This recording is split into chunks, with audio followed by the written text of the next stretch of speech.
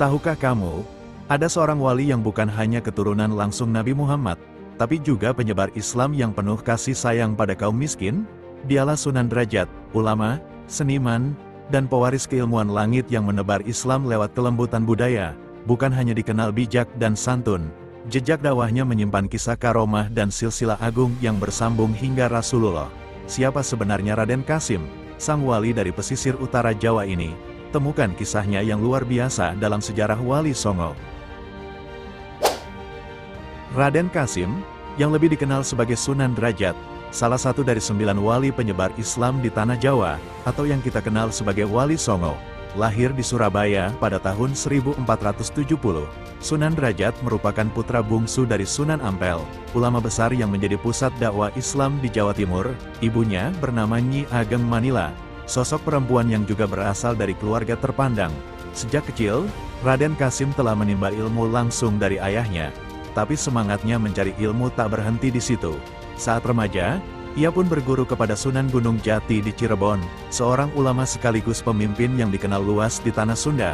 Tak hanya dalam hal ilmu agama, Sunan Derajat juga dikenal karena kecerdasannya dalam berdakwah melalui seni dan budaya. Ia menyisipkan ajaran Islam lewat tembang dan petuah bijak, membuat masyarakat Jawa mudah menerima ajaran baru tanpa merasa terpaksa.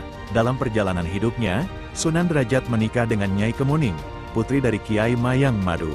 Dari pernikahan ini, lahirlah keturunan yang kelak meneruskan perjuangan dakwah Islam di Tanah Jawa. Berikut silsilah lengkap Sunan Derajat sampai ke baginda Nabi Muhammad. Raden Kasim bin Raden Rahmat, Sunan Ampel, bin Jamaluddin Akbar Al-Husaini bin Ahmad Syah, Jalal bin Abdullah Khan bin Abdul Malik Asmat Khan bin Alwi Ami Al-Faqih bin Muhammad Sahib Mirbat bin Ali Hali, Kasam bin Alwi Atsani bin Muhammad Sahibus Saumiyah bin Alwi Awal bin Ubaidullah bin Ahmad Al-Muhajir bin Isa Ar-Rumi bin Muhammad Al-Nakib bin Ali Al-Uraidi bin Jafar Sadik bin Muhammad Al-Bakir bin Ali Zainal Abidin bin Imam Husain bin Ali bin Abi Talib menikah dengan Fatimah Az-Zahra, putri Nabi Muhammad Sallallahu Alaihi Wasallam. Di balik nama Sunan Derajat, tersimpan sosok ulama besar yang tak hanya dikenal karena kemurahan hatinya, tapi juga karena kedalaman ilmunya. Raden Kasim, beliau adalah putra bungsu dari Sunan Ampel, seorang ulama besar penyebar Islam di Jawa Timur. Sedari kecil, Raden Kasim tumbuh dalam lingkungan para cendekiawan dan ahli agama. Ayahnya bukan hanya seorang wali, tapi juga guru utama para wali songo. Dari sang ayah, ia belajar tauhid, fikih, tasawuf, serta strategi dakwah yang disesuaikan dengan kultur masyarakat Jawa. Ia juga menguasai ilmu bahasa Arab, ilmu hadis, dan tafsir Al-Quran, yang semuanya menjadi dasar dakwahnya kelak. Namun, semangat belajarnya tak berhenti hanya pada lingkungan keluarga. Saat beranjak remaja, Sunan Derajat berguru kepada Sunan Gunung Jati di Cirebon. Di sana, ia memperluas wawasan keilmuan dan spiritual. Ia belajar cara berdakwah kepada masyarakat pesisir dan pedalaman dengan pendekatan sosial budaya. Pengaruh Cirebon yang kaya akan nilai-nilai Islam dan budaya lokal menjadikan Sunan Derajat semakin mahir mengintegrasikan agama dan kearifan lokal. Salah satu keistimewaan Sunan Derajat adalah kemampuannya dalam menyampaikan dakwah melalui seni dan budaya Jawa. Ia memahami bahwa masyarakat Jawa sangat lekat dengan gamelan, tembang, dan peribahasa. Maka, beliau pun menciptakan banyak tembang Jawa yang berisi pesan moral dan ajaran Islam. Di antara tembang terkenalnya adalah Wanehono teken marang wong kang wuta, artinya berilah tongkat kepada orang buta. Wanehono pangan marang wong kang keluwen, artinya berilah sedekah makanan bagi orang kelaparan. Wanehono payung marang wong kang kaudanan, artinya berilah payung atau tempat berteduh bagi orang kehujanan. Wanehono sandang marang wong kang kawudan, artinya berilah pakaian untuk orang yang tidak berpakaian. Bait-bait ini bukan hanya syair kosong. Mereka adalah ajaran Islam yang membumi. Sunan Derajat menyampaikan konsep kepedulian sosial, zakat, infak, dan akhlak mulia melalui bahasa rakyat yang mudah dimengerti dan menyentuh hati. Tak hanya menguasai ilmu lahiriah, Sunan Derajat juga mendalami ilmu hikmah dan tasawuf. Ia dikenal memiliki kewalian tinggi, mampu membaca hati umatnya, dan membimbing mereka secara ruhani. Ia sering berpuasa, bermunajat, dan menyendiri untuk memperkuat hubungan dengan Allah. Dari sini, muncul karomah-karomah yang dikenal masyarakat, seperti menyembuhkan orang sakit, atau menenangkan daerah yang sedang dilanda konflik. Namun, yang paling menonjol dari semua itu adalah kebijaksanaannya dalam menempatkan ilmu di tengah kehidupan rakyat. Ilmunya tidak hanya untuk dibanggakan, tapi untuk membebaskan rakyat dari kebodohan, kemiskinan, dan keterbelakangan. Tak semua perjalanan dakwah dimulai dengan langkah di daratan. Ada yang dimulai dari badai di tengah laut, dan selamat dengan menunggang ikan. Kisah luar biasa ini berasal dari seorang wali agung bernama Raden Kasim, yang kelak dikenal sebagai Sunan Derajat. Inilah kisah karomah dan perjalanan dakwahnya, yang berubah menjadi legenda di tanah Jawa. 1. Menunggangi ikan hingga sampai ke daratan. Semasa muda, ia dikenal sebagai Raden Kasim, atau Kosim, atau Kasim. Ia tumbuh di lingkungan pesantren Ampel Denta, Surabaya, di bawah asuhan ayahandanya sendiri, Sunan Ampel, salah satu wali Songo. Saat usia dewasa, Sunan Ampel memberikan amanah besar. Pergilah ke pesisir barat Gresik. Berdakwahlah di sana. Maka berangkatlah Raden Kasim, menumpang biduk nelayan. Namun, belum sampai tujuan, badai besar menghadang. Perahunya hancur diterjang ombak di perairan Lamongan. Dalam kepanikan, ia hanya bisa berpegangan pada sepotong dayung. Namun disitulah karomah terjadi. 2 ekor ikan, seekor cucut dan seekor talang, muncul dari dasar laut. Raden Kasim naik ke punggung mereka, dan dengan izin Allah, ia menunggang kedua ikan itu hingga sampai ke daratan. Ia mendarat di sebuah tempat yang kemudian dikenal sebagai Kampung Jelak, Banjarwati, pada tahun 1485 Masehi. Warga menyambutnya dengan hangat, terutama 2 tetua kampung, Mbah Mayang Madu dan Mbah Banjar. Dari sinilah dakwahnya dimulai. 2. Karomah Sumur Lengsanga. Sunan Derajat juga dikenal dengan berbagai karomah lainnya. Dalam suatu perjalanan melewati hutan di daerah Sumenggah, ia merasa sangat lelah dan kehausan. Ia meminta muridnya mencabut wilus, sejenis umbi hutan, dari tanah. Di tempat itulah, Sunan Derajat menengadah berdoa. Tak lama, dari 9 lubang bekas cabutan umbi itu, muncullah mata air bening yang terus memancar. Air itu menjadi sumber kehidupan baru bagi penduduk sekitar, dan dikenal hingga kini sebagai Sumur Lengsanga, sumur keramat yang tak pernah kering. 3. Karomah dakwah lewat budaya. Sunan Derajat tak seperti wali lainnya yang berdakwah dengan ceramah atau debat. Beliau dikenal menyampaikan ajaran Islam melalui tembang pangkur, seni suara khas Jawa yang penuh makna. Pangkur sendiri merupakan singkatan dari Pangudi Isin Quran, yang artinya mencari inti dari isi Al-Quran. Tembang ini dinyanyikan dengan lembut dan penuh rasa, diiringi alunan gamelan peninggalan Sunan Derajat yang bernama Singo Mengkok. Konon, gamelan ini tak hanya alat musik biasa. Ia dipercaya mengandung kekuatan magis, apalagi jika dipadukan dengan tembang pangkur yang syarat petuah kehidupan. 4. Munculnya Duratmoko, si penjahat sakti. Namun kedamaian masyarakat terganggu oleh ulah seorang berandal sakti bernama Duratmoko. Ia bukan hanya kuat secara fisik, tapi juga dikenal memiliki ilmu kanuragan tinggi. Ia sering merampok, menindas, dan menyusahkan masyarakat. Banyak yang mencoba menegur, tapi gagal.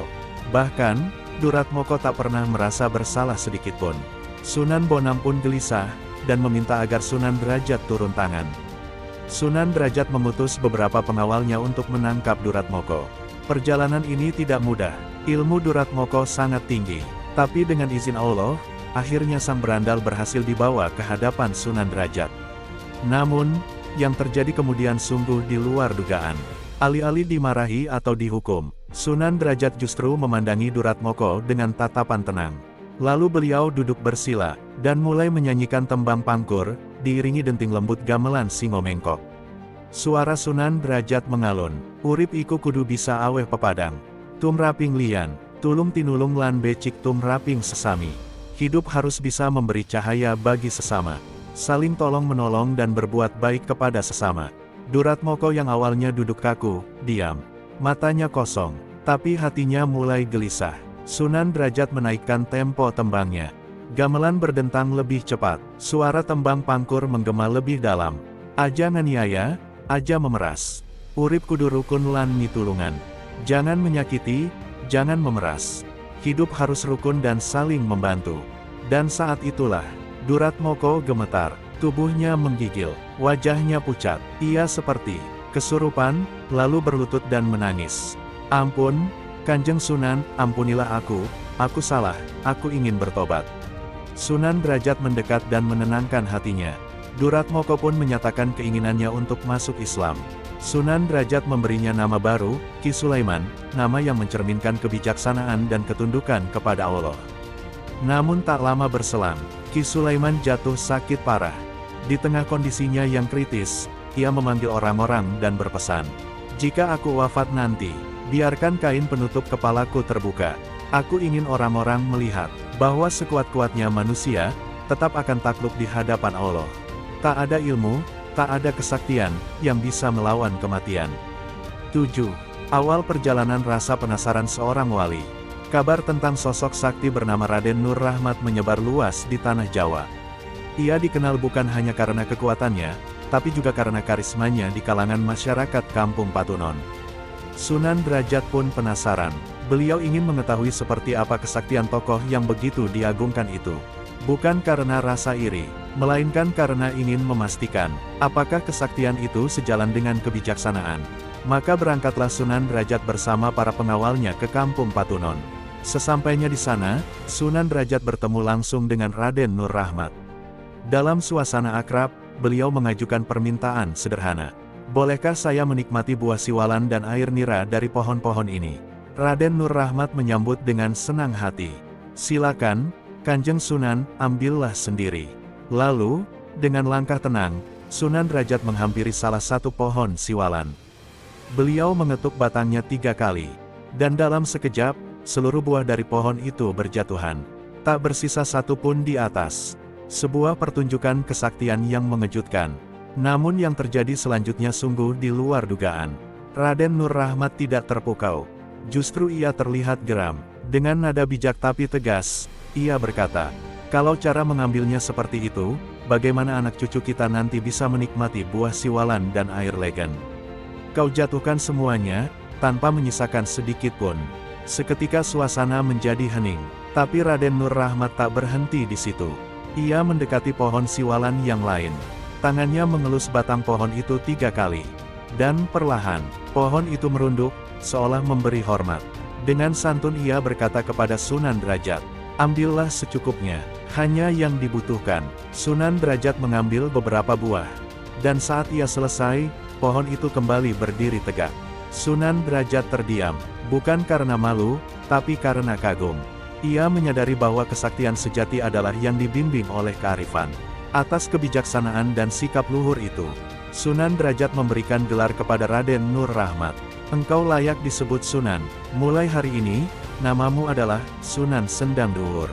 Nama itu diambil dari tempat tinggal beliau yang kini dikenal sebagai Desa Sendang Duhur, yang dahulu disebut Patunon.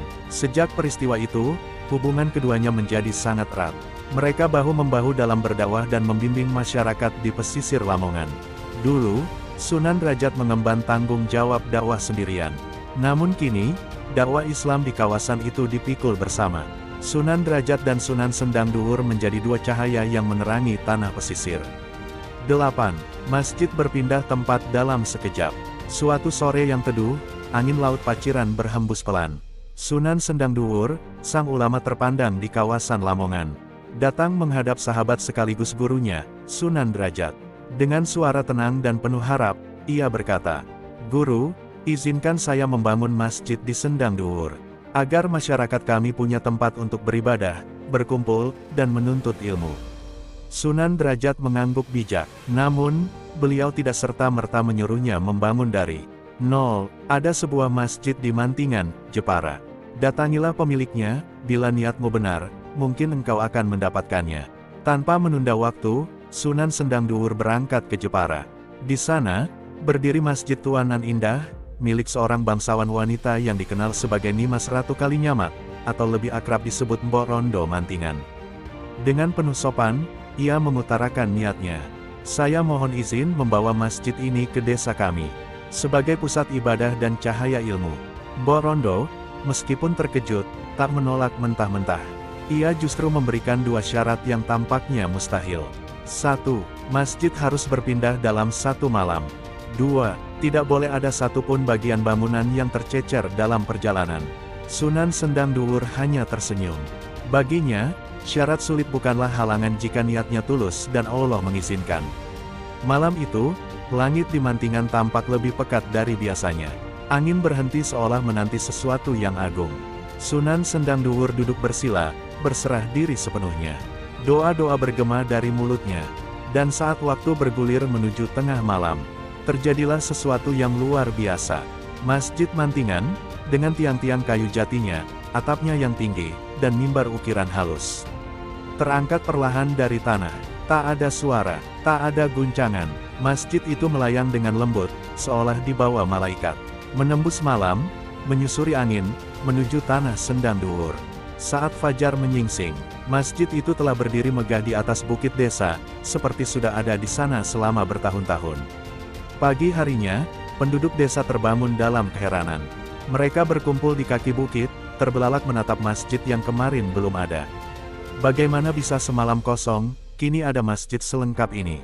Lihat, tak ada cacat, tak ada serpih kayu tercecer. Mereka takjub, tapi Sunan Sendang Duhur hanya tersenyum dan berkata, "Ini bukan kekuatanku, tapi kekuatan dari Allah, karena niat baik tak pernah sendirian."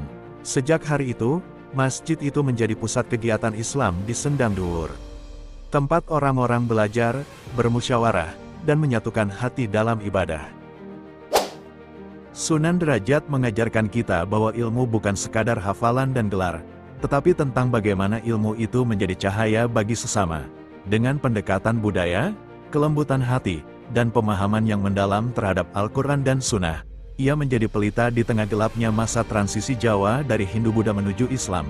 Sebuah warisan dakwah yang hingga kini masih kita rasakan manfaatnya. Dari kisah ini kita juga belajar, keajaiban bukan hanya soal kesaktian, tapi tentang niat yang bersih, tujuan yang suci, dan keyakinan bahwa tak ada yang mustahil bagi Allah. Jika kamu merasa kisah ini menggetarkan hatimu, jangan biarkan berhenti di sini.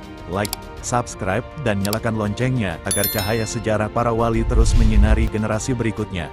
Karena kisah ini bukan dongeng, tapi warisan iman dan kebesaran jiwa. Terima kasih telah menonton video kami, dan sampai jumpa di video selanjutnya.